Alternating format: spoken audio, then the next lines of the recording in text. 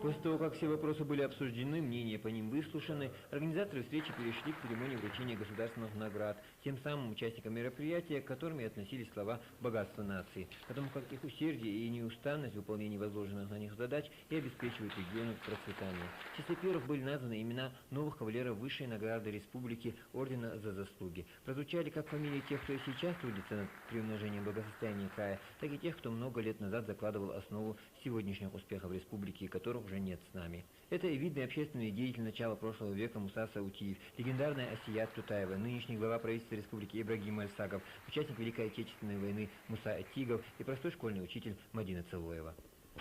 За большой вклад в развитие образования в республике и многолетний добросовестный труд награждена орденом за заслуги Цилоева Маддин Яхьяновна, заместитель директора лицея города Назрани.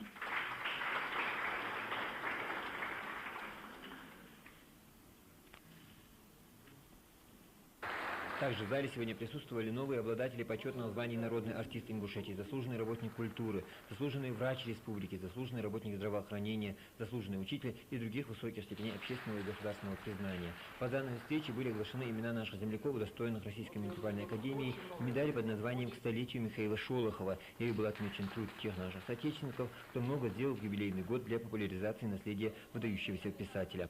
Обладателями почетного знака стали музейный работник Ася Теркакиева, школьный учитель Людмила Соляникова, замдиректора Национальной библиотеки Амина Базлукина, преподаватель Ингулия Танкиева. Завершая встречу, Мурат Зязиков вновь подчеркнул важность и значимость вклада каждого из присутствующих в дело процветания родной республики и пожелал, чтобы и в дальнейшем эта жажда служения своему народу и своей земле ими не была утрачена. Впечатление же тех, кому